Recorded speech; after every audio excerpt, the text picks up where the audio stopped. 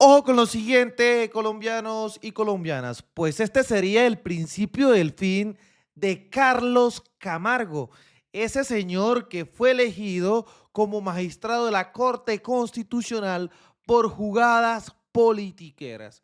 Así lo da a conocer Daniel Coronel, pues resulta, pasa y acontece que juristas y organizaciones sociales demandan la elección de Carlos Camargo. O sea, se supone que tendría los días contados en la alta corte. Así que prestemos la atención a lo siguiente.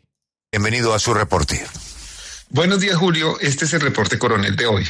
El Consejo de Estado recibió hace unos días una demanda contra la elección de Carlos Camargo, el exdefensor del pueblo, como magistrado de la Corte Constitucional.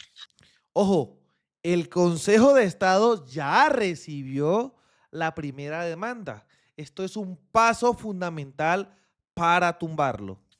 La demanda está firmada por 20 reconocidos juristas y organizaciones tan respetables como el Centro de Estudios de Derecho, Justicia y Sociedad de Justicia, el colectivo de abogados José Alvear Restrepo, el Instituto Latinoamericano para una Sociedad y un Derecho Alternativos, profesores de la Universidad de Antioquia y la Fundación Jurídica Jacarandas. Los demandantes argumentan dos razones básicas para pedir la nulidad de la elección del magistrado Carlos Camargo. La primera es el conflicto de interés con magistrados y senadores que lo nominaron y lo eligieron después de haber recibido por sí mismos o a través de familiares favores burocráticos o contratos de Carlos Camargo cuando fue defensor del pueblo. Imagínense eso. Yo los elijo, ustedes me eligen. Tan bella la democracia en Colombia. Y recordemos que más de 200 millones de pesos se dieron al Congreso de la República para que votaran a su favor. Igualmente, como ya conocemos, para ternarlo. La segunda es el incumplimiento al mandato de paridad de género, porque según ellos, en esta elección correspondía seleccionar a una mujer como magistrada de la Corte Constitucional. Según relata la demanda, la cuestionada elección de Carlos Camargo fue un proceso donde la trampa transcurrió en cámara lenta. Aunque su periodo en la Defensoría terminaba en septiembre de 2024, él renunció en mayo, un año antes, para no inhabilitarse. Ojo, donde la trampa se ejecutó en cámara lenta. Prestemos la atención a esta información, señores. Antes de irse, usó la burocracia y los contratos de la entidad para halagar a magistrados de la Corte Suprema de Justicia que iban a tener el poder de nominarlo y a senadores que podrían votar para elegirlo. 10 magistrados de la Corte Suprema de Justicia tenían familiares en la nómina o beneficiados por contratos en la Defensoría, como en su momento lo reveló La Silla Vacía. 10 magistrados puso a camellar para que lo ternaran. Los magistrados favorecidos por la poderosa mano del exdefensor declararon que tenían un impedimento y enseguida se levantaron ese impedimento ellos mismos, en cumplimiento de un adagio del poder: habilítame que yo te habilitaré. La fórmula se repitió en el Senado, que debía elegir de la terna presentada por la Corte Suprema. 11 senadores que probaron las mieles de la burocracia del defensor Camargo. 11 senadores y 10 magistrados. No, pues qué belleza, señores. Así cualquiera. Participaron en su elección como magistrado después de habilitarse los unos a los otros. La elección además incumplió el deber de paridad de género porque por la conformación de la Constitucional, de acuerdo con los demandantes, la Corte Suprema debería haber elaborado una terna compuesta únicamente por mujeres o, en su defecto, el Senado tenía el deber de elegir a la única mujer que estaba en la terna, a quien, por cierto, muchos le prometieron el voto y luego le incumplieron. Nada nuevo en ese tipo de procesos. La demanda anexa 129 pruebas. 129 pruebas. Más que contundente para tumbarlo. O sea, caerá Camargo, sí o sí, tarde o temprano. Uno de los firmantes es el abogado constitucionalista Rodrigo Primni, a quien saludamos a esta hora. Buenos días, profesor. Buenos días, Daniel, y buenos días a toda la audiencia. Muchas gracias por la invitación. Miren lo que va a decir el profesor Umprimi.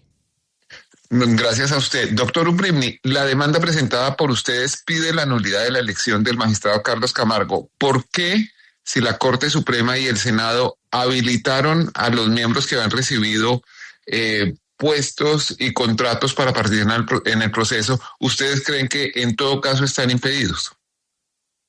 El argumento, como usted señaló, los dos argumentos son el de la paridad de género y el de la violación de la prohibición de nepotismo y de amiguismo que derivan del principio de moralidad que está en la Constitución para la función pública y una provisión en el artículo 126 que se ha conocido popularmente como la provisión del yo te elijo, tú me eliges, o yo te elijo a tus familiares y tú me eliges.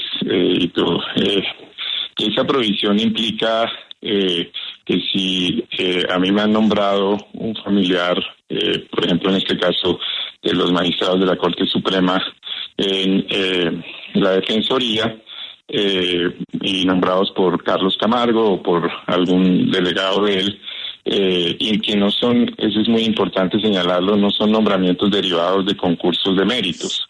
No estamos hablando de que se hizo un concurso de méritos y ganó y entonces nombró a ese familiar. Eso está excluido. Son nombramientos en ejercicio del poder discrecional del entonces defensor Carlos Camargo. Ojo.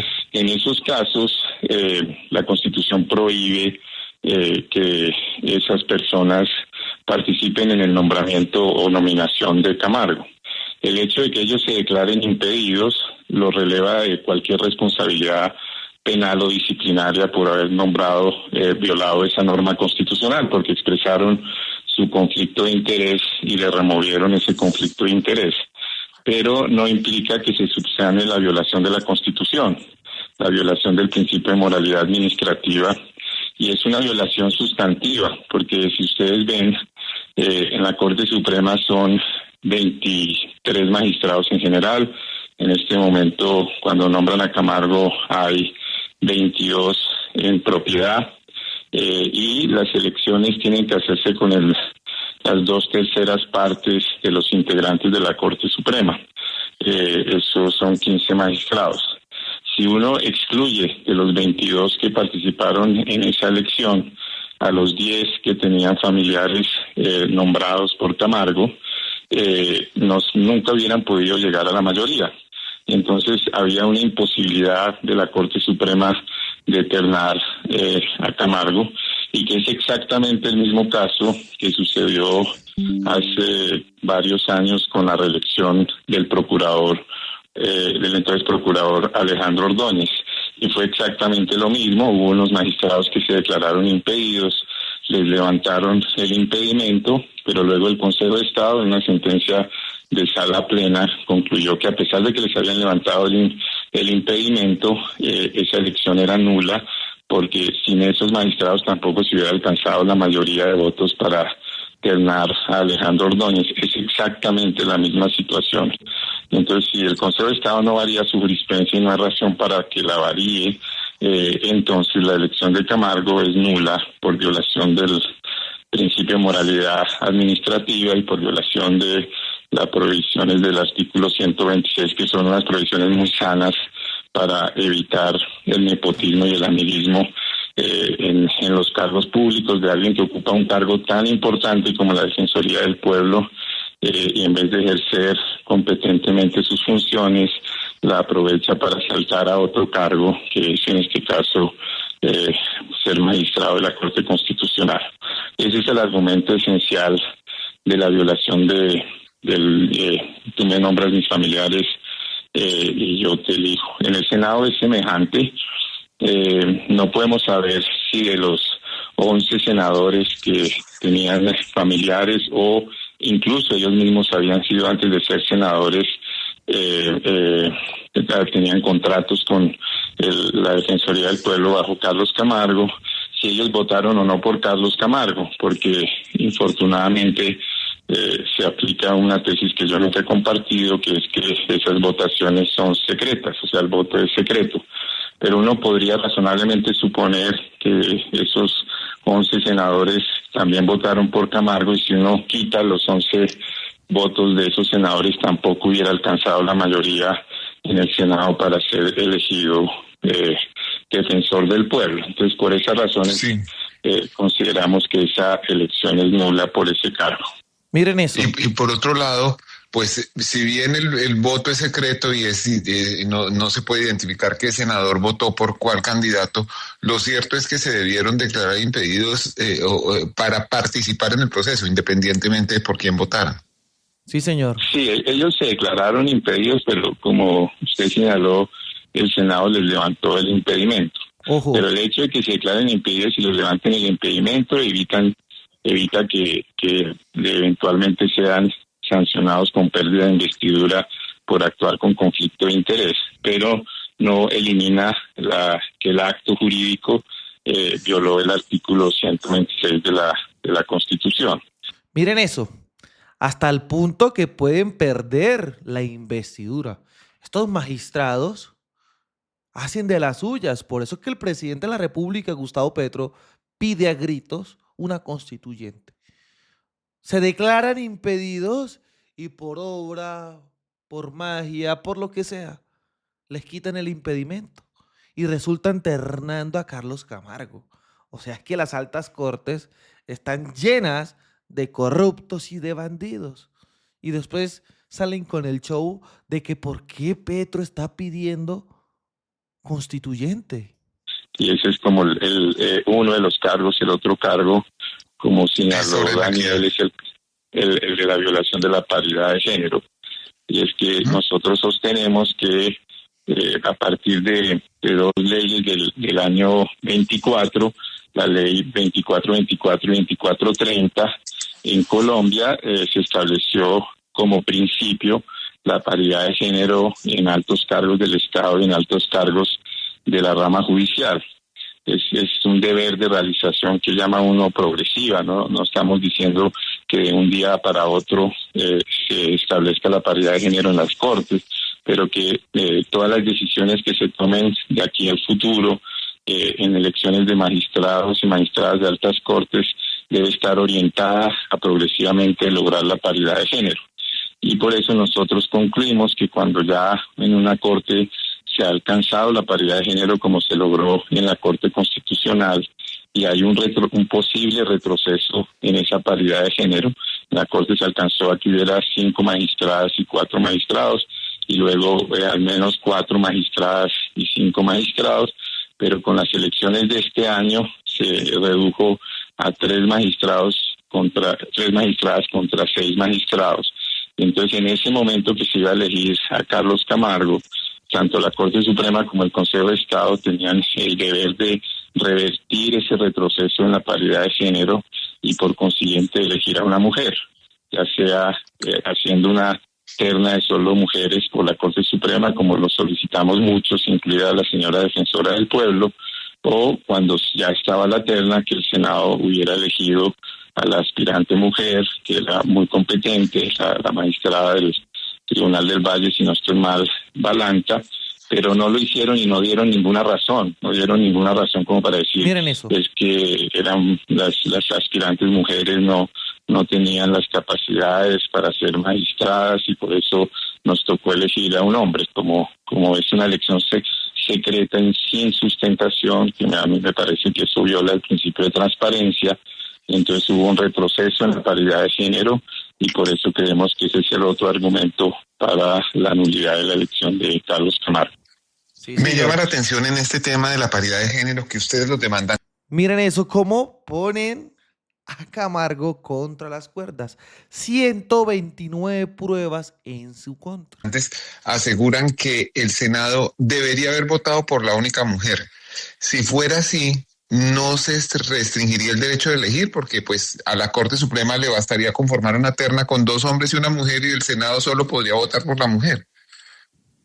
Por eso creemos que la alternativa más apropiada para evitar que haya alegaciones de discriminación de género contra los hombres es que la Corte Suprema, dándose cuenta de que si no se elegía a una mujer para el reemplazo del magistrado Reyes, si no se elegía a una mujer, entonces no se lograba revertir la paridad de género que se había alcanzado y que se había perdido con la elección de Héctor Carvajal en reemplazo de la magistrada Cristina Pardo. Entonces que la Corte Suprema hubiera hecho, como lo solicitamos varios, una convocatoria solo para mujeres, es decir, en este caso, para cumplir nuestro mandato de proteger la paridad de género, vamos a hacer una convocatoria de solo mujeres. Y entonces ahí no se hubiera podido alegar ninguna discriminación, sino el cumplimiento de un mandato constitucional y el derecho internacional de que se debe avanzar decisivamente a la paridad de género en los altos cargos. Por eso nos parece que el problema de origen está en la Corte Suprema al no hacer una paridad de género. Pero ya habiéndose hecho la terna, el Senado consideraba que debía elegir una mujer, hubiera podido haber devuelto la terna y decirle, no, nosotros para que no se nos viole nuestra libertad de escogencia, necesitamos una terna de 3 mujeres porque vamos a elegir a una mujer para proteger la paridad de género. Esas creemos que eran las actitudes constitucionalmente adecuadas tanto de la Corte Suprema como del Senado de la República. Por último, doctor Uprimni, le quiero hacer una pregunta que no tiene que ver con el tema que nos ocupa hoy. ¿Cómo le parece la propuesta de Asamblea Constitucional? Miren eso, señores. Ahí se las dejo. Se le descuadra la sonrisa a la extrema derecha. Porque es que ellos han pretendido hacer lo que se les venga en gana, colombianos y colombianas. Y esto, ojo, no lo podemos permitir. Así que Camargo con los días contados, señores. Camargo con los días contados en la Corte Constitucional. Por fin, luego de tantas jugadas politiqueras, luego de tantas trampas, 129 pruebas en su contra, por fin lo veremos saliendo y no cantando victoria como lo pedía a gritos la extrema derecha. Así que, colombianos, los invito a que me ayuden a compartir toda esta información. Dejen su like para que Colombia siga conociendo la realidad. Desde la tierra del trueno, desde el Catatumbo, haciendo resistencia, construyendo paz y buscando reconciliación, soy Libremente aquí. Las cosas como son. Nos vemos en un próximo capítulo. Hasta pronto.